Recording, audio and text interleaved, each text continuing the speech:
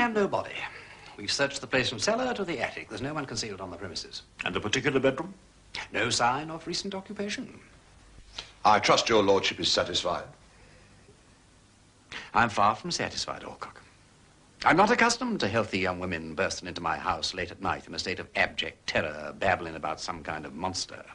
You believed her story, my lord? We will ask the questions, Alcock. How do you explain it? Heightened imagination, Sir Maxwell. And what should heighten it to that degree? She's a young Persian of a romantic type, and she's been acting very oddly for the last few days. Give an example. Well, my lord, I have no wish to embarrass Mr. Bunter, but the fact is that Betty has, as they say, taken a shine to him. She's been going around talking to herself. Why, only on Tuesday morning, Mrs. Alcock heard her say, as clear as a bell, "My lord, this is my wife, Mrs. Bunter." It's quite true, my lord. And this evening, when she came back from the cinema, she asked straight out if I didn't think Mr. Bunter was like that there Raymond Navarro. I see no reason why a girl should not be attracted by Bunter. He impresses me as a most personable man. But if her story is without foundation, what could possibly provoke the state of hysteria we witnessed? I fancy, Sir Maxwell, it was something like this, with your lordship's permission. When she returned from the cinema this evening, Mrs. Alcock and I were out visiting neighbours. Hammond was on duty. He wanted to go to the McKennan Arms for a pint before closing time. The master always likes to have someone on the house as a precaution against burglars. Hammond, perhaps unfortunately, made some reference to this on leaving.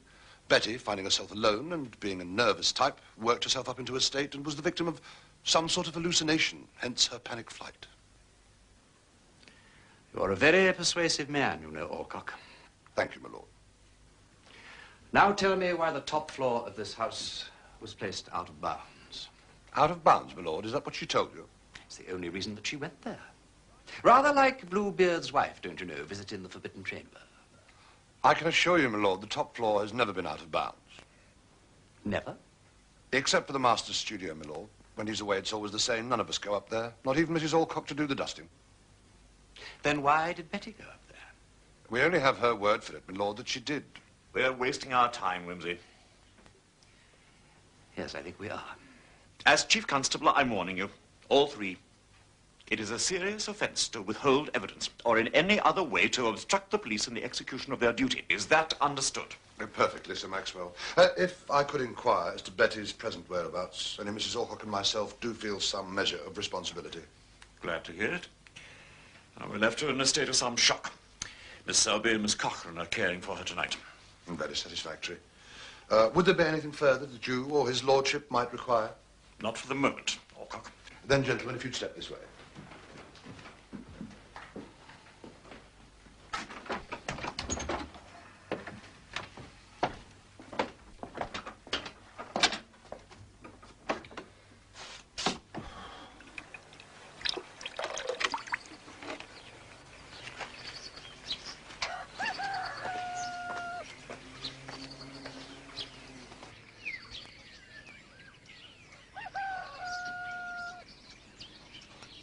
Damn and blast!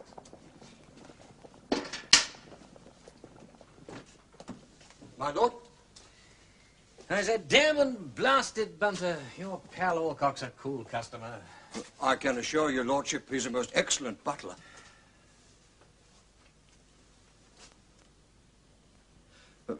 May I say how much I appreciated your consideration last night, my lord, in not involving me. You see, I've known Alcock for a number of years, and there exists between us what you might describe as mutual esteem. It would have been rather damaging to his pride if I had been there when he was being put through the hoops, as it were. All I can say is he went through the hoops without batting an eyelid. Look here, Bunter, I believe Betty's story. I think those three last night were lying their heads off. Well, I'm sorry if I'm casting aspersions on your friends. The question doesn't arise, my lord, if their words or actions are at all suspicious, and they must be investigated. Straight to the point. Then let's not even raise the matter of hidden motives.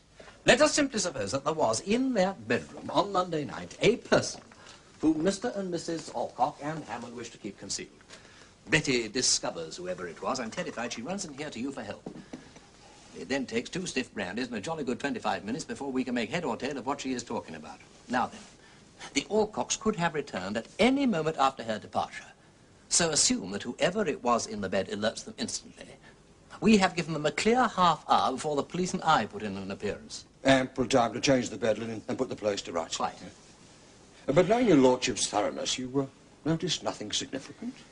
Well, there was one thing, but Betty said that she dropped a candlestick beside the bedroom door. There was a small spot of candle grease on the carpet, which bears out her story, though it's not exactly proof. But hang it all, Bunter, they could easily have covered up this mysterious person's traces, but how the blazes did they make him vanish into thin air? They didn't, my lord. What's that? May I suggest, while Mr. and Mrs. Alcock were clearing up at home, Hammond drove this person to the station and put him on the 11:05 p.m. train to Dumfries. Are you telling me that there is a train from here to Dumfries at 11:05 p.m.? It is the very last train of the day. Well, that's it. Well, it must be. It has to be. Well, there could be an objection to that theory. What's that? Miss Betty's description of the person she saw in the bed. He was either ill or injured. Well, that's no objection, Bunter. If our Mr. X was a stretcher case or even a walk-in wounded, it would only make him easier to spot. And I shall leave that to you. For my own part, the time has come to talk of many things to one or two of our red herrings.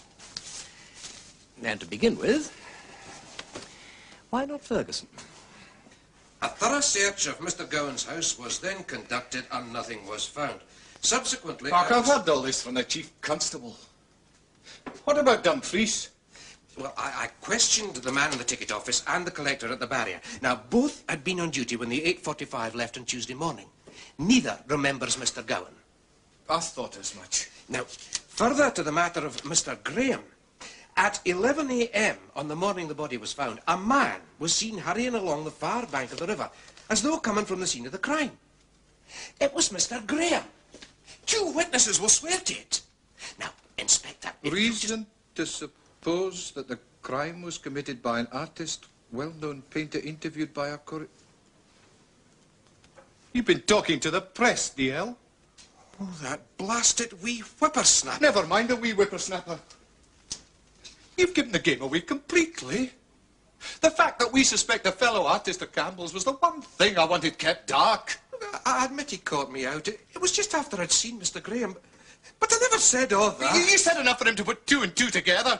Mr. Graham refused point blank to answer any questions and threatened our correspondent with actual bodily harm. Bodily harm? You blithering idiot, DL. If you can't learn discretion, you would do it. You would do better to find yourself some other profession. Aye? Aye, it is. Oh, I see. Well, would you not like a word with... What is it, Jeannie? Hold on, please. It's PC Gow from Cretan, Inspector. Mr. Farron's bicycle's been found at the old lead mines. McPherson here. How do you know it's Farron's cycle? Oh, I see. Is that the same place as Starkin? Aye. Well, that's good work. I'll be over. You needn't ask. He knows it's Farron's cycle because there's a label tied to it with his name and address on it. It means a search party. And you can tell his wife. Tell me one thing, Wimsey, and it's no good you pretending you don't know, because you do. Did Campbell die on Monday night or Tuesday morning? Whatever made you ask that? And why ever can't you give me a straightforward answer? Well, I mean, it seems such an odd question. Oh, perhaps Inspector McPherson didn't tell you about the picture. What picture? Well, the one that Campbell was painting at the time. The paint on it was still wet, you see, even though it had been put on with a copal quick drying medium and had been exposed to the sun and a pretty stiffish breeze. So he must have been alive on Tuesday morning. No, McPherson didn't tell me that. But what made you ask? Because, well, I've no problem about Tuesday morning. I caught the early train to Glasgow to see the exhibition. But the police went on about my movements on Monday night. Well, I spent all of Monday night here, and they became damnably inquisitive. Did they? Oh, well, I'm blessed. Well, that's why I wanted to know. You see, if there's any doubt about Campbell being alive on Tuesday morning, then it could put me in a bit of an awkward spot. Yes, I see your point. Still, I'd imagine anyone with a decent alibi for Tuesday morning was home and dry. Glad to hear it. I'd like your advice, Wimsey. I've never come up against the police before, and, Against them? well, you know what I mean. They give you the idea they don't believe a word you're saying. So I thought I'd say as little as possible. What do you mean? You left things out? I answered their questions. They asked me if I saw Campbell come home that night, and I said no, I hadn't seen him, but I'd heard the car come in. And then I had a last drink and potted off to bed because I had to be up early. And that was the last you heard of him? Yes, except I've a funny sort of an idea. I heard his front door open and shut again, as if he'd gone out. I can't be certain. But I certainly saw him go out again in his car in the morning. Well, that's valuable. What time was that? Between 7:30 and 7:45. You mean you actually saw Campbell in his car? Oh, yes, I saw him all right. Well, I can only swear to his clothing and general appearance. Because of the angle of the wall, I couldn't see his face under that damn great hat. But, oh, I'm sure it was him. But you told all that to the police? Oh, yes. Well, what was it that you didn't let on about?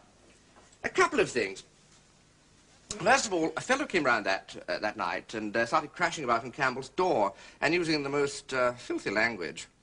Rather fortunately, Campbell was out because there were all the signs of a real shindy brewing. Who was the fellow? I'm afraid it was Farron. Well, well, well. Curiouser and curiouser. Yes. Now, I popped my head out of the window and told him to stop making that filthy row. He said he'd had enough of Campbell hanging round his wife. Threatened all sorts of terrible acts of violence against Campbell's person. Of course, it doesn't mean a thing with him. He's always going in off the deep end. Then what happened then? And then he took himself off. On his two legs? No, on his bicycle. Ah, yes, of course. Look here, Ferguson, how much was there between Campbell and Mrs. Farron? Damn all of you ask me. I think Campbell used to get a bit sentimental about her in his cups. But she's much too high-minded to get herself into trouble. I can't stand her personally. And did Farron depart altogether, or did he come back later, by any chance? Well, that's just the thing. I don't know. Someone came later. When was that? Just after midnight. Somebody knocked on Campbell's door, and presently, whoever it was, went inside. I dropped off to sleep again. And you didn't hear the person go? No. But I don't think it was Farron, because I fancy I heard a car. I had a notion it might have been Jock Graham up to one of his larks. It's possible. Look here, Ferguson, if I was you, I'd tell the inspector. What? Just about the midnight visitor, or Farron, too? Both. Particularly about the midnight Johnny. After all, he apparently was the last person to see Campbell alive. I saw Campbell in the morning. No, I meant see him to speak to. And if the police can get hold of him, he may be able to give them valuable information. Then why hasn't he come forward? Ah, well, he may have had a dozen reasons. He may have been selling illicit salmon. Or he may have been a she. I mean, one simply doesn't know. Well, I'm sorry to have been taking up so much of your valuable time. Not at all. I'm only too glad you looked in.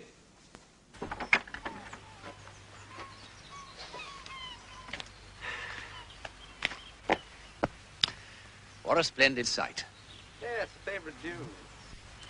Well, I must be on my way. Incidentally, which train did you catch to Glasgow? Well, I had meant to drive to Dumfries to catch the 7:35 from there, but on Monday I had a spot of magneto trouble. So I caught the bus to Gatehouse instead. Oh, I see. What was wrong with the magneto? Armature winding. Uh-huh. As I was staying the night in Glasgow, I took it with me and had it fixed there. Oh, good idea. Well, do go and see Inspector McPherson, won't you? There's a good chap. Toodaloo.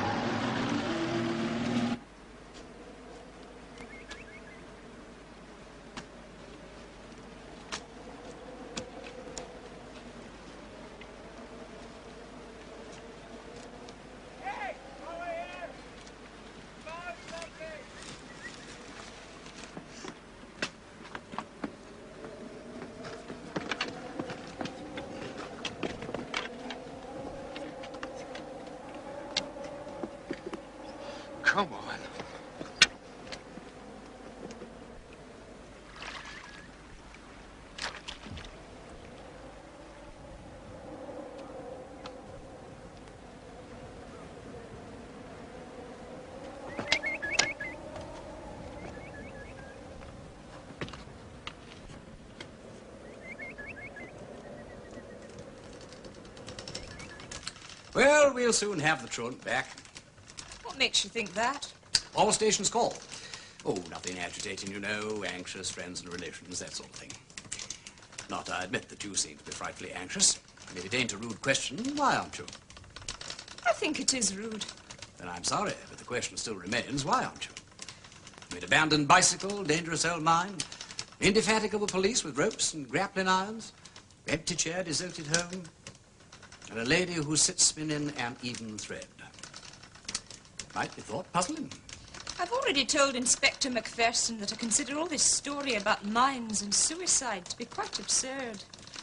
I'm not responsible for the foolish ideas of country policemen, and I resent this inquisitiveness about my private affairs. I can forgive the police, Lord Peter, but what business is it of yours? None whatsoever.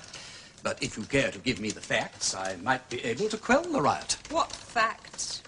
Well, for instance, you might tell me where the letter came from. I beg your pardon, what was that you said? I said you might tell me where the letter came from. What letter? The one that you received from your husband this morning. If the police have been tampering with my private correspondence, they can probably give you all the information you want. Unless, of course, they also dislike interference. Well, since you admit the existence of the letter... I admit nothing of the sort. Come now, Mrs. Farron, you're not one of nature's gifted liars. When I last saw you, you were genuinely anxious about your husband, and today you are not. You did receive a letter. Why deny it? Lord Peter Wimsey, have you ever thought how contemptible you are? You're known in this district. Many people have shown you kindness, and you repay that kindness by coming into my house as a police spy, trying to bully and trap me into betraying my husband. Mrs. Farron, if it is a question of betrayal, then I beg your pardon. I can only say again, and this time as a warning, the sooner that your husband returns to give an account of himself, the better for him and for everyone else. Lord Peter, I am certain that my husband is innocent of murder. There's another reason for his absence. To be insulted was enough to be deserted as well. Ah, stupid of me. It's your own pride that you're sheltering, of course. I tried to look as though nothing was the matter. I didn't want to show Hugh up before his friends. Quite right. Besides, it might be thought that you yourself had failed in some way. I've always done my duty as a wife. I've been faithful to him. I've worked hard to keep this house beautiful, to make it a place of inspiration. Is it my fault that that poor, unhappy man, Campbell, should come to me to tell his troubles? Is there any reason I should be outraged with vile suspicions? Or do you think there was anything more than sympathy in my feelings for Campbell?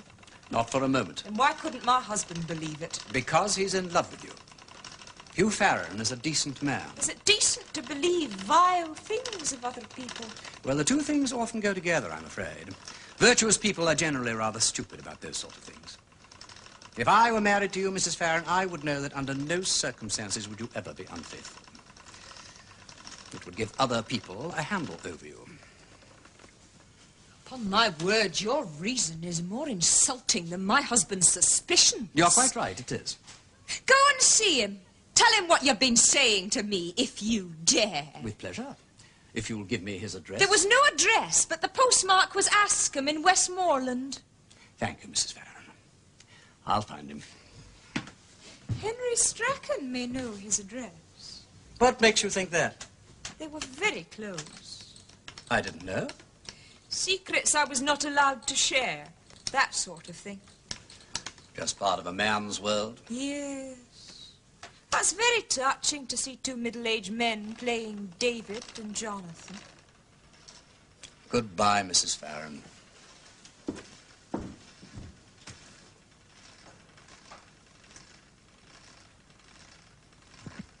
Mrs. Smith, the measure.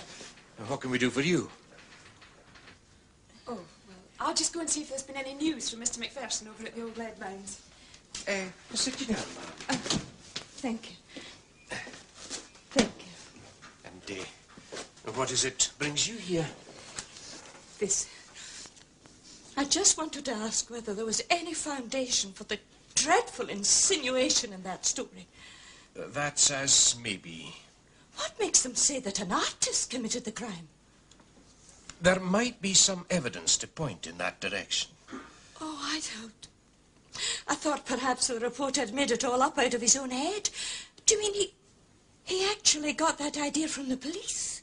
Well, I couldn't very well say. He'll maybe have caught it from some other irresponsible person. But the police do think that. Well, I'm not saying so. But since the deceased was an artist himself, and as most of his friends were artists, then there's either possibility. Then it goes on to mention Mr. Graham. Aye, so it does. Surely it can't be that you suspect Mr. Graham of this dreadful thing. Oh, well, there's always some grounds for suspicion when a crime's been committed and a person wouldn't state just what he was at the time. Oh, I see. Tell me, Mr. Dale, supposing anybody were to clear your mind of this suspicion against Mr. Graham, it wouldn't be necessary to make the explanation public. Well, that would depend on the nature of the explanation. If it was such as to remove all possibility of the gentleman's being concerned, and if it was real supported by proofs, and provided the matter never came to trial, there'd be no need to make anything public at all. Well, in that case, Mr. Dale, I know I can rely on your discretion. It's a dreadful thing I have to say, but as a widow, in my sad, lonely position, Don't upset yourself, Mrs. Smith LeMessurier. Mr. Graham would never breathe a word of it. He's far too chivalrous. Just tell me all about it, as though I might be your father. Oh, thank you. Thank you. You see, Mr. Graham couldn't reveal where he was because he spent the whole of Monday night with me.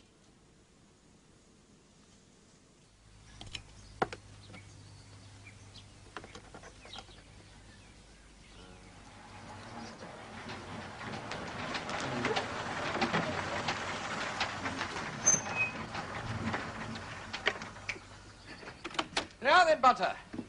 Anything to report on Betty's creepy crawler yet? The suspense is killing me. Only 3 people caught the 11.5 last night. An elderly couple, known to the man in the booking office, and a stranger, who booked as far as Drummore, which is just 1 stop past Cooperi. Could he describe him? Quite dramatically, my lord. He was a man of small stature, and he wore a broad-brimmed black hat pulled way down over his eyes. He had a dark overcoat with the collar turned up, and he had a scarf wound round his chin. Oh, and he carried a small suitcase and wore dark glasses. Great Scott, he sounds like a spy out of cheap fiction. Just so, my lord. Anyway, I got in touch with the local taxi man at Drummore, a Mr. McNabb. Now, imagine his astonishment when a man in dark glasses offered him double fare to drive him to the Royal Stag Hotel at Dumfries. I can indeed imagine it. Anyway, I got in touch with the hotel, just to check. Now, a man in the name of Mr. Durant did book a single room there last night at 11 o'clock. The man in dark glasses signed in at reception, and he left to catch the early morning train to London via Carlisle. Oh, really, Butter, this is preposterous. It's beginning to resemble the plot of a Wilkie Collins novel. I require some stimulant.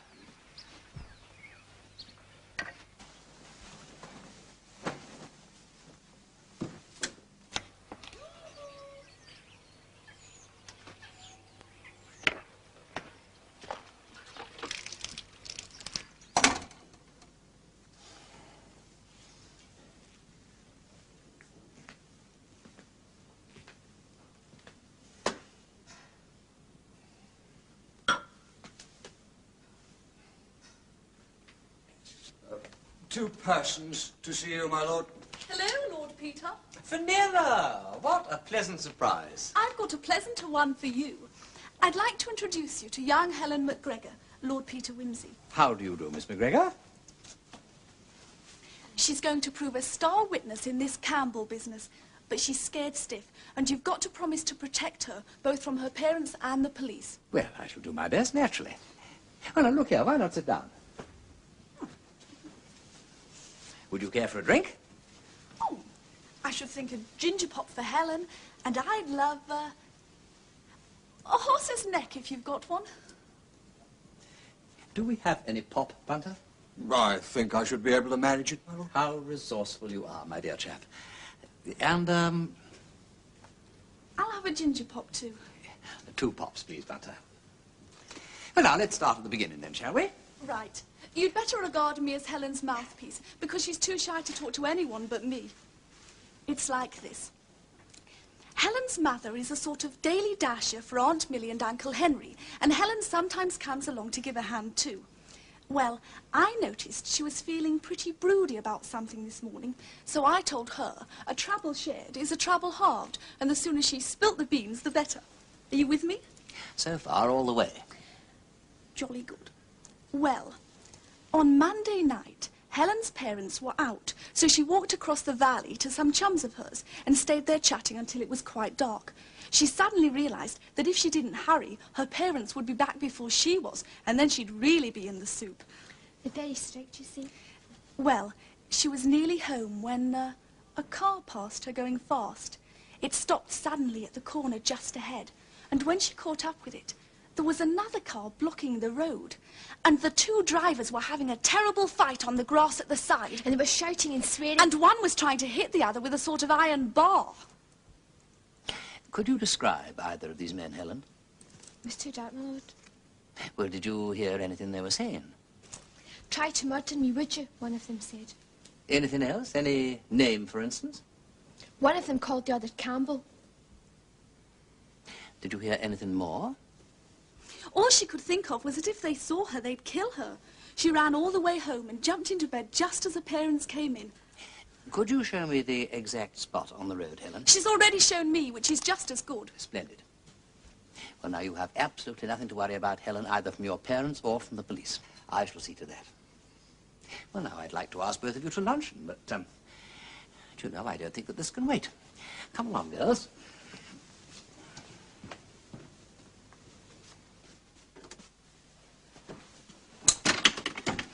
Shan't be long, Bunter.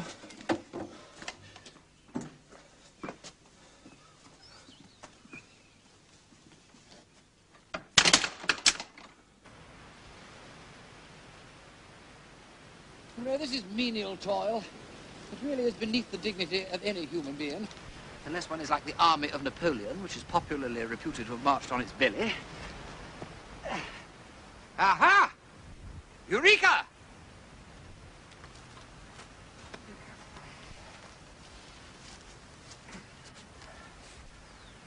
The murder weapon, Lord Peter. Certainly made that dent in Campbell's skull. But if it did, it lets out your hot favourite. Farron. No, he was out on his bicycle, whereas this gentleman was driving a car. I so he was. Let's hope it has some juicy fat prints on it. Come and see what I found. Don't touch, lass. Oh, sorry, Inspector, but I don't think you'd get fingerprints off this. It's hair, my lord. Human hair. Now, have a look.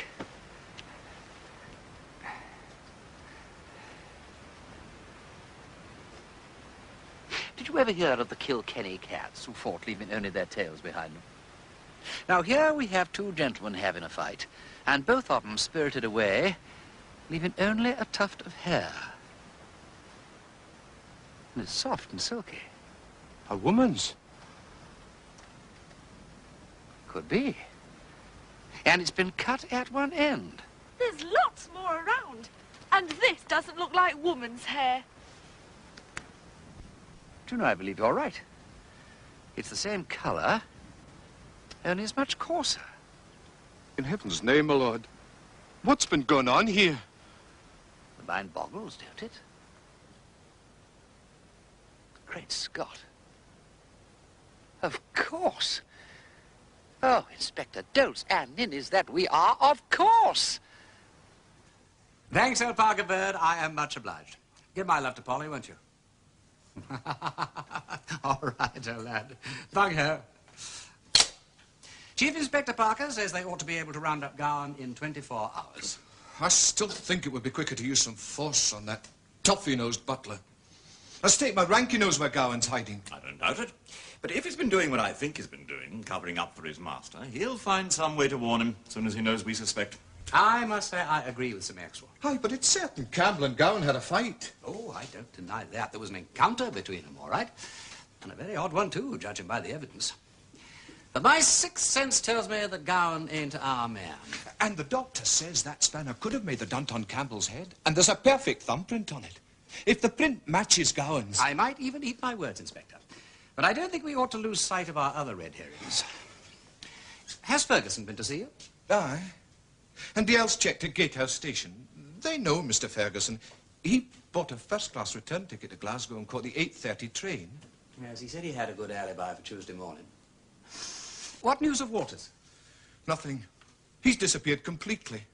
You know, for a quiet country place, Kirkcudbright boasts a bright lot of inhabitants. They appear and disappear like Cheshire cats. Graham, now is he still refusing to cooperate? He won't say a word. Remember, he's a great one for horseplay. He ducked Campbell in a pool once. He may have tried some other lark, and this time killed him by accident.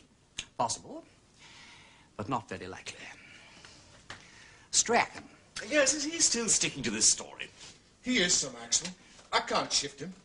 He swears black and blue he fell down that shaft. He is black and blue. Aye, but he's no alibi for the whole of Monday night. And he could have won those marks fighting with Campbell. And finally, Farron. Well now, Sir Maxwell. He is the man who went looking for trouble, swearing vengeance against Campbell, and I know him too. He's one of those persons up in the clouds one minute and then struck down by black depression. If he killed Campbell, I think he might take his own life after. That's why I had the old mine searched. But there's no sign of him. Yes, well, we don't seem to be making much progress. I want the search for Waters and Farron intensified. Very good. And if Graham has nothing to hide, he's got to be made to speak. I will not tolerate this obstruction. And you deal with him yourself, Inspector. I'll see to it, Sir Maxwell. Well, if you have no objections, Inspector, I will continue with my day's program. Henry Strachan is the next on the list, I fancy. Well, your lordship's more than welcome. But first of all, I have a most pressing engagement. Luncheon. High tea rather than luncheon. High tea? A meal not to be despised, Bunter. True, you have served me with a treat manière instead of a kipper and a bottle of puy fumé instead of a mug of tea. But the result, I assure you, was just as satisfying. Well, I'm very glad to hear it. Yes, well, I was pulling your leg, old lad. I was ravenous. And at one Epicurean stroke, you have appeased both glutton and gourmet. Thank you, my lord. And what have you achieved in my absence? A minor diplomatic success, my lord. In which direction? For the matter regarding Miss Betty and Mr. Alcock. There was a certain obduracy on both sides. I mean, Betty resolutely refuses to return to service in the house. And I can't say that I blame her. And Mr. Alcock is equally reluctant to take her back. I'm afraid I was resorted to a little minor deception, my lord. As I told Mr. Alcock that both you and the chief constable had, on the whole, accepted his story about Betty's hysteria and discounted Betty's story. Well, having convinced him, he was prepared to take Betty back in employment in the house on Mr. Gowan's return. In the meantime, the Mrs. Selby and Cochrane are planning a tour of the Highlands in a motor car. They've taken rather a liking to Betty. Yes, they're anxious for her to go with them as their maid. How absolutely splendid, Bunter. I shall miss her, my lord. Excuse me, my lord.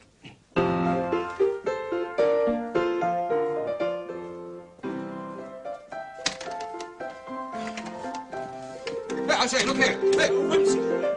Chuck, my dear fellow, what a Graham, look here, my Wimsey, lord. I'm in the most ghastly hole. It's too awful.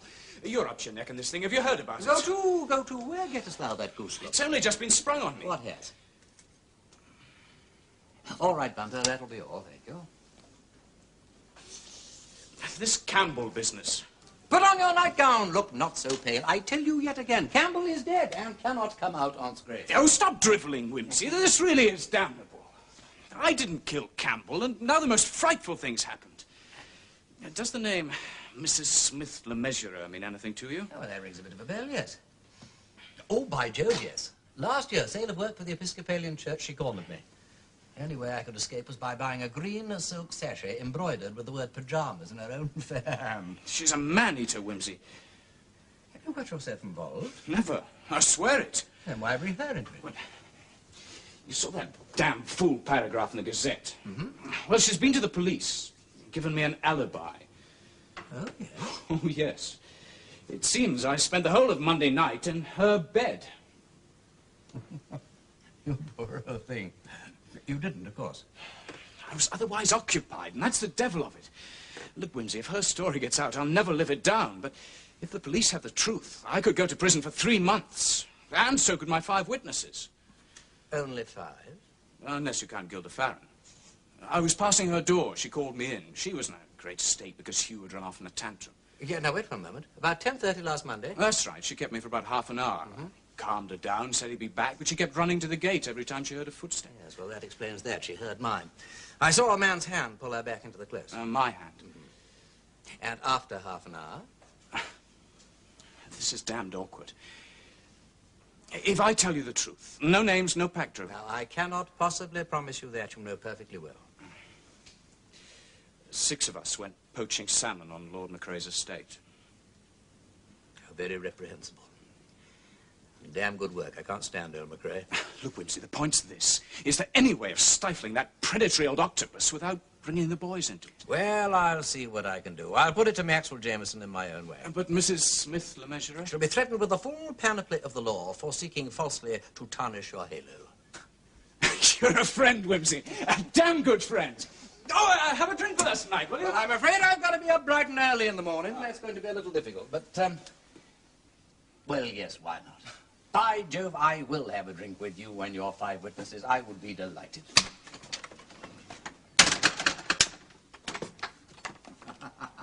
Bright and early, my lord? Yes, I have got to drive down to Westmoreland, Bunter. Very good, my lord. What shall I pack? Well, just an overnight bag, if you would. It has been a full day, if I may venture to say so. Both full and satisfactory, Bunter. And it ain't over yet. I have one more call to make. Bunter. My lord? Bunter, what thoughts do the words David and Jonathan summon to your mind? A quotation, my lord. I am distressed for thee, my brother Jonathan. Very pleasant hast thou been unto me. Thy love to me was wonderful, passing the love of women. Thank you, Bunter.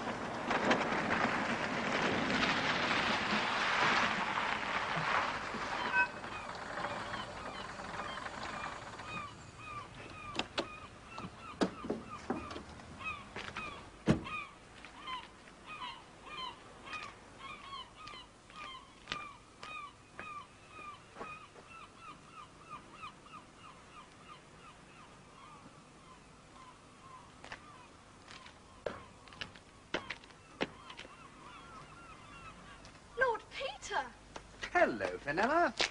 Is your uncle in? He's out painting. Oh, but do come in. Ah, well, no, thank you. I think I'd better not. You don't know where he is, by any chance? Absolutely, because Aunt Millie and I drove him out and dumped him there. Go down to the Carrick shore. About half a mile along, there's a sort of huge, great granite rock. He's sitting on the top, painting the Isles of Fleet. You can't possibly miss him. Never with such succinct directions. You know you've been a great help in all this business, Fenella. For the last time, I'm afraid. What does that mean? Uncle Henry thinks the present atmosphere up here unsuitable for someone of my tender years. I'm being packed off back to London tomorrow. I never thought I'd be sorry to go. I don't expect we'll meet again. I wouldn't dream of never seeing you again. Here is my London address. Come and have tea with me when I get back. Goodbye, Fenella.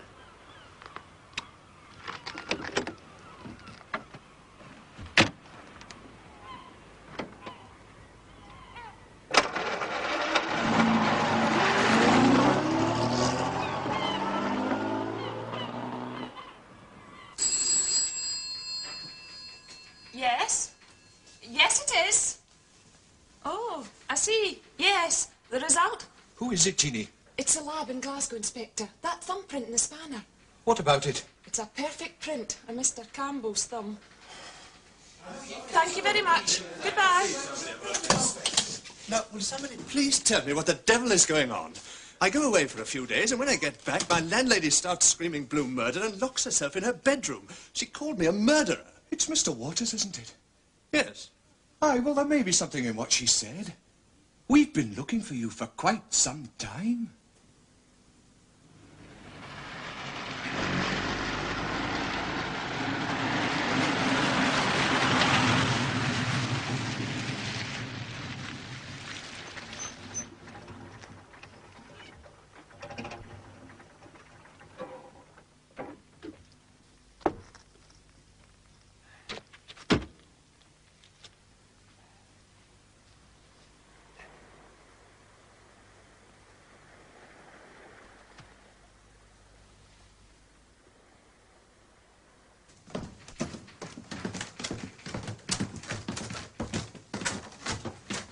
As far as I am concerned, it is a lot of fuss about nothing. Yes, well, I think we'll be the best judge of that, Mr. Waters. Sir Maxwell.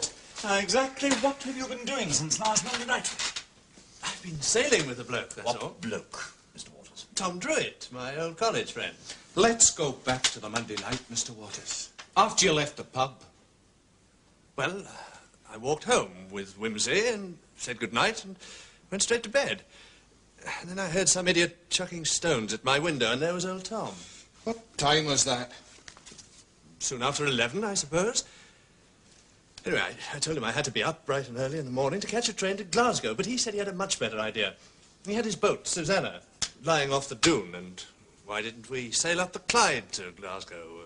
Make the trip in 2 or 3 days. Frankly, I was in two minds. So what did you do?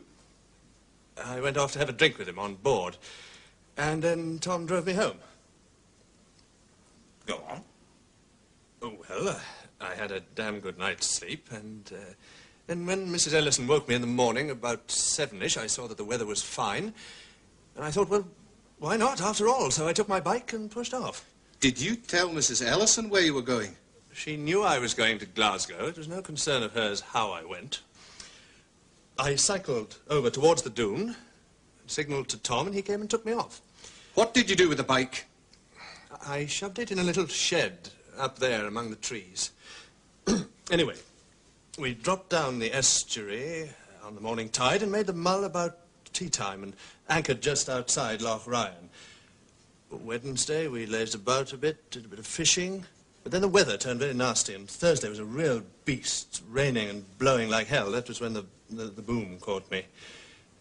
After that, Tom gave up, so we put about and headed back towards the dune. So much for my sea voyage to Glasgow. When did you get in, Mr. Waters? About 2 hours ago. I collected my bike from the little shed and cycled back to my digs. I must say I didn't get quite the welcome I expected. And where's our friend Mr. Druitt now? He's on Susanna, down at the dune. He'll be there a few days, I suppose, making things shipshape again. Go and see him, will you, dear? And if he can corroborate your story, I don't think you've anything further to worry about, Mr. Waters. Thanks very much. I can go now? Yes, we know where to find you. His story tallies with Mrs. Ellison's. Yes, it narrows the field. Yes? Yes, it is. Hold on, please. It's Scotland Yard, Inspector. McPherson here. Hello, Chief Inspector Parker. Gowan. Oh, but that's fine. Very good, Chief Inspector. If you could get him on a train as soon as possible. What ho, Strachan? Wimsey. Your delightful niece told me that you were here. Delightful. That's a matter of opinion. It's my opinion that she's going to turn into a very remarkable young lady. Indeed, but it can't happen too soon. As far as I'm concerned, her presence here is an annual penance. Good, vigorous stuff. Your injury's not hampering you? First time out. Had to try my hand again. Mm-hmm. You use very big brushes. Broad, sweeping style. Campbell used a knife a lot, didn't he? Yes. It's a quicker work with a knife. It is, generally speaking. Mm-hmm. Do you work as fast as Campbell did? Not quite as fast as he would with a knife. Using my own methods, I could probably produce the sketch as quickly as he could. How much longer do you need on that? Another half hour. Mm-hmm. Your interest is very flattering, Wimsey, but I doubt if you came all this way to admire my work. No, that is partly true, I'm afraid. I did want to ask you one or two questions. What about? Your story about falling down that mine shaft. Well? Police are skeptical. Damn the police. It's their job to be. Bloody interfering Macpherson. It's a miracle I'm here talking to you and not dead and rotting at the bottom of that stinking shaft. Personally, I find it such a preposterous story. I'm inclined to believe that it's true. Thanks. No, not a bit, not a bit, not a bit. No, I think you fell down that shaft and had a miraculous escape. I honestly believe that that was part of the night's adventures. What are you insinuating, Wimsey? Well, I'm not insinuating, really. But I have to consider all the possibilities. I mean, Farron had threatened Campbell, or Campbell had threatened you. Are you accusing me of having anything to do with his murder? I'm not accusing anybody of anything. But I am suggesting that you know more than you told the police. After all, you and Farron might have planned this thing together. You are, I believe, quite close friends. Rather like David and Jonathan, in a way.